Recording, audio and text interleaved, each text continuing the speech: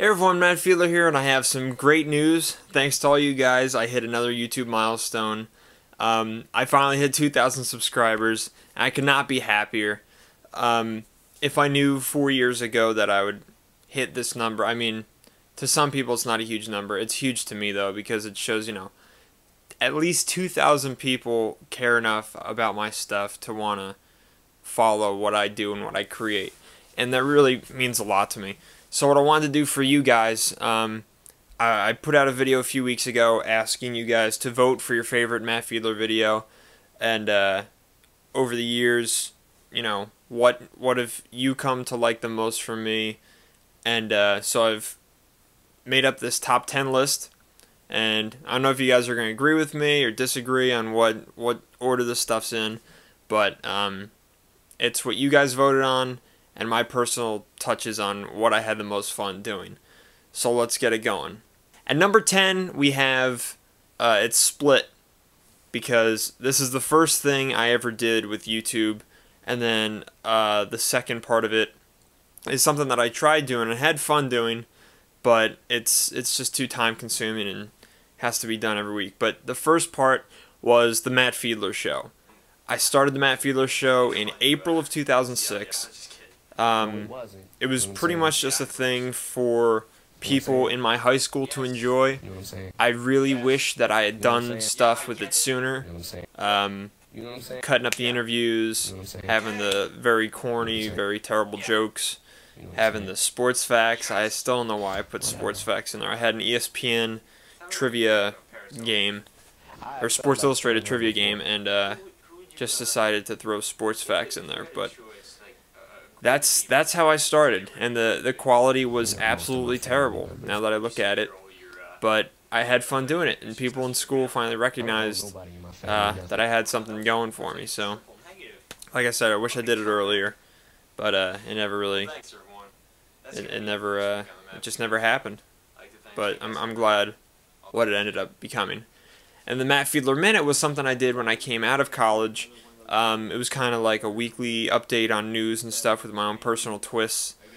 But like I said, that I did that for about four weeks, and it's just tough to figure out what people want to hear about, and then I have to make a joke about it, and it's frustrating when you can't really come up with something decent. So that got put to rest. So, but that's how we're gonna start off the list. At number 9, we have the first project that I ever did with this camera right here, my Canon HV30, and that's Cribs. It was a parody of MTV Cribs with a self-proclaimed YouTube celebrity, Matt Fiedler, and it was basically a tour of my house. And we shot it for, I think the video ended up being like 17 minutes long. We shot 21 minutes, just straight through. We did it all in one take. And hey YouTube, what's going on? I had it up for a few weeks, and then I was told, actually more like a request from my family, to take it down so no one could break into our house and steal our things, because now they'll know exactly where all of our things are, thanks to me pointing out everything with Cribs. But I had a blast doing that with my brother, and I was really happy the way it turned out. And as you can see, there's little bits and pieces of it. It was fun, and I was able to make myself laugh, which is like since it was all improv, that's what you get. At number 8, we have Counselors. Now, unfortunately, Counselors I don't have any footage of. I can't rip it from the DVD. It comes out really jittery. But Counselors was a about 45 minute mockumentary that I made in the summer of 2006.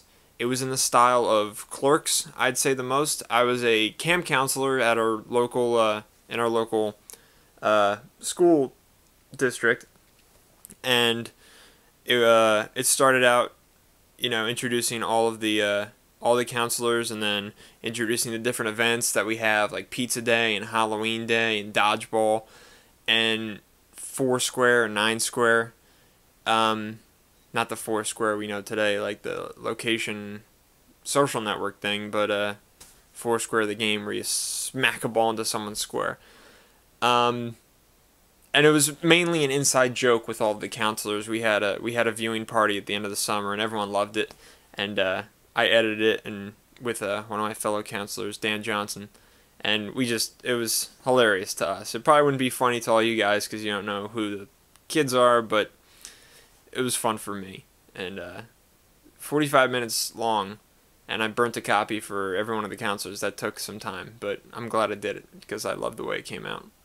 At number 7, I'm culminating all of my video contest videos. Like, whenever I don't have a new original idea, I do searches for video contests where they give me criteria to use or some kind of, situation that I have to create. And luckily, I've, won video contests. Back in college, I won a thing with NBC. I won $1,000. I've won gift cards, gas cards, awards like this. Media Advocacy Award with the Marin Institute for trying to teach people not to be so alcohol dependent when it comes to the Super Bowl. Whatever, do what you got to do. I've won prizes and stuff, and it's a great way to get my stuff exposed and a way to make some money on the side if possible.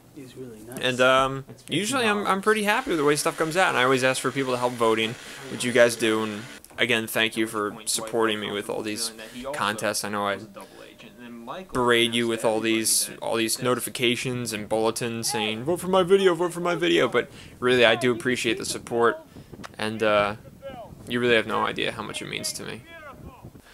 At number 6, we have the impressions videos. Now, this the one video, my first impressions video, is over 100,000 views now, and it started, I guess, when I got back into South Park in season 5, so it was 2000. Listen, Stewie, no. I can't. 2002? What do you want me to say? Let me go to Whenever, yeah, back in middle school, yeah, when season 5 came back around, and it was season 5. I remember because the cripple fight was the big one that I remember in Scott Tenorman. So that's when I really got into doing the voices for all the characters, and I don't know why I just felt the need to have the ability to do these characters' voices. Like, I'm sure there's a good percentage of my brain that is dedicated solely to character voices. I don't know if I'm ever going to need that for the future or any of that South Park knowledge, but I mean, if the opportunity for voice work ever comes up, I'm not going to turn it down. Because if you turn stuff down, you might not get it back, okay? And, like stuff like that. And, when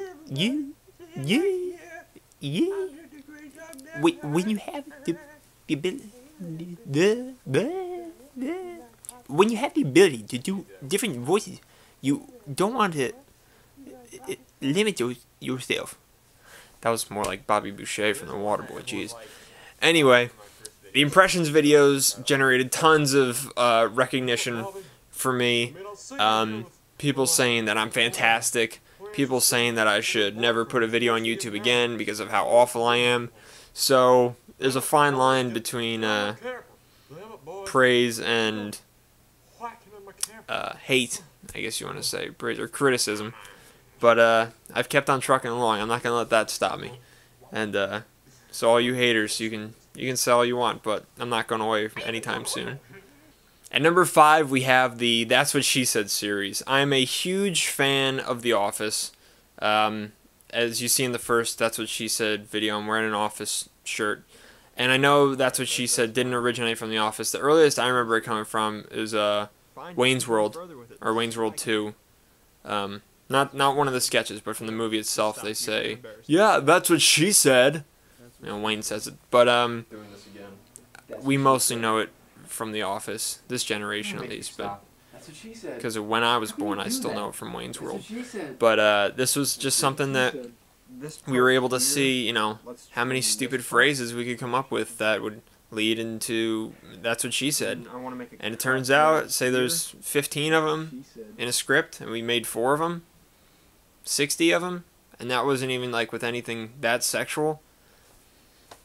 it's a joke that's never gonna end, no matter how much you want it to. Hey, didn't you wake me up? But this was something that we did in college, and Yeah, I was able to do with my college buddies, and just to, you know, to blow off some steam and to make something that we thought was funny, and apparently a lot of people think it's funny. So that's what it is. At number 4, let's see. These things I am particularly proud of and not particularly proud of. I'm particularly proud of because of the production quality, and the writing is fantastic, and they are pretty much music videos in their own right. I'm not proud of the fact that I had to simulate sex with a video game console and one of my best friends. No matter how awkward it is now, it's okay. I'm still happy I did it because the PS2 love story was written by Caleb. He has a website, bullshish.com. If any of you saw the Guido Matt Halloween stuff, he wrote all of that. And you know, when he pitched the idea that we're gonna use a Celine Dion song and have it be about me partying with a PlayStation 2, I was like, sure, why not, Caleb? Let's do it. But the way it came out with the editing and the music, it was truly hilarious. And nothing's better when you're sitting in an old movie theater with your classmates, and the teacher says, "Hey, does anyone want to show anything?" And lo and behold, on a flash drive, there's the PS2 love story that you can just plug in and show to 100 people right there. And then you have to sit there through the whole thing, all 7 or 8 minutes of it. And then Roommates / I Will Always Love You was written by Mike DePrima, who was my roommate in college. One of the greatest guys you'll ever meet or ever know.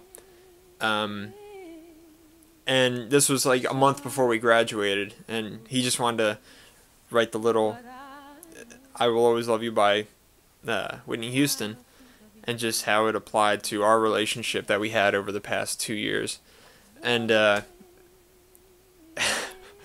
it's still funny to me to watch on how, because we had 2 of our other friends shooting it, and just them sitting in the room while we're laying on top of each other. You know, do what you got to do to bring the laughs. So yeah, that's how that turned out. But I don't regret 1 minute of it at all. Now number 3 was for a video contest, but we took it as more than that, and it's a Mario movie. We did this the break that we had after we shot one of our first big projects in school. I wrote the script out, and with my writing, it seems like for a video contest, if I can't come up with a great solid idea, I'll make it about the characters making a video, kind of like, you know, an adaptation kind of thing. But the you know, the story behind Mario movie is that Mario and Luigi are going to make a video for a Nintendo contest, which essentially it was. And Mario is always the leader, and Luigi's always the follower.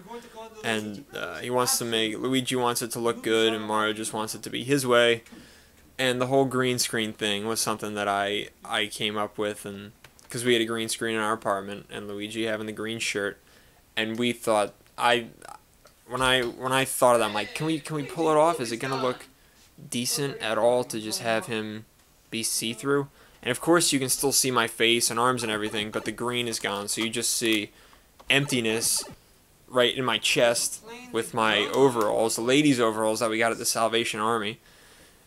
I mean, and we had awesome props. We had one of the blocks made by one of our friends, Jared. He made the blocks and he made the mushroom. And you know, just messing around with Nintendo stuff, something we grew up with, is just fun. And I was really happy the way it turned out. It sucks that we didn't make the top 10 for the contest, but what are you gonna do? You know, you do your best and just pray for the best. I thought it was the best because it was. At number 2, this was voted by you guys the number 2 out of all the videos I've done, and that is all the videos featuring, one second, this guy. Guido Matt was supposed to be originally an homage slash satire slash parody of the Jersey Shore characters, but he grew into his own entity, I guess you could say. It started out, you know, with the Christmas, a very Guido Christmas. Guido Matt giving tips on how to celebrate the holiday season the right way. But yeah, what it's turned into was something that everyone can enjoy, whether it be tips about Christmas, Halloween, dancing, partying, the beach, Jaeger. He's got it all. And it's just the response I got, whether it be something like, oh wow, that's just like the Jersey Shore people, or oh wow, you really need to go to the gym and work out. It's all something that everyone can enjoy. And yes, it's crude and vulgar. I bleep this stuff even though I shouldn't. A lot of people don't, but I want to because I think that adds to the funny. But, you know, don't expect Guido Matt to go away anytime soon as well. Even if Jersey Shore dies in popularity. I sure won't. And finally, at number 1, you guys definitely voted this one to be the most popular videos that I put out, and that is the Why It Sucks series. Why It Sucks started June 25th, 2009, when I created the review for Transformers: Revenge of the Fallen. Like I said in that video, I saw Transformers at midnight with my friends. Still don't know why I spent the $10. $10, worst $10 I ever spent. And I ranted for 20 minutes into a camera on why I hated this movie. Most people were just looking at my chin beard or whatever, and or my hair, because my hair was combed over. And yeah, I'm sorry people, I have thick hair, okay? Like, what do you want me to do about it? Get it cut all the time? I don't think so. So, I'm ranting into a camera for 20 minutes about how awful this movie is, and it got huge. It blew up, like, in the first week, like 3,000 views, and now it's over, like, 50 or 30,000. But then I said it was terrible, and people said, oh, yeah, you're right, it was terrible. Thanks for explaining why. Thanks for wasting 17 minutes of my life. And other people were like, well, now I don't have to spend money on this. I was like, wait a minute. If I can do a review and just tell, you know, it's not like a straight up review. I'm not going to give any benefit of the doubt to this stuff. If there's any pros in it, I'll say it. But usually with these movies, there aren't any pros. It's just cons. If that's the situation, I will try to help people and not wasting their money. I'll just lay it all down. And that's what the ranting... That's when the ranting comes in. Yeah, it's 15 minutes long, but guess what? It's better than sitting through 2 hours and being $10 poorer. Because YouTube's free. So I did the Transformers one, and then a disaster movie one, which I had done earlier, but didn't really put the name Why It Sucks on it. It was just a review of how bad that movie was. And then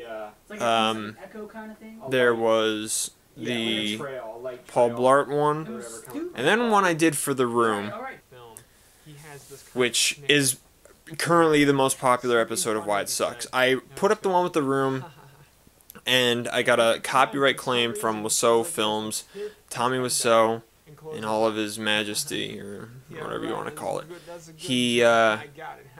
His company put a copyright on it because I'd used images. Now, keep in mind that none of the other movies that I've done a review for Why It Sucks have filed any kind of copyright claim because I use images, and even with the Twilight one, I use parts of the trailer. And it's all under fair use.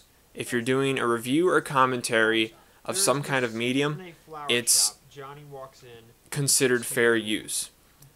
So I technically could put back up the one I did of The Room with all the images and they could put a copyright claim on it, and I can just dispute it. But I'm not going to, because that would just take too much time for me, and I really don't care, because enough people are commenting and viewing this one anyway, even though it's got the black boxes.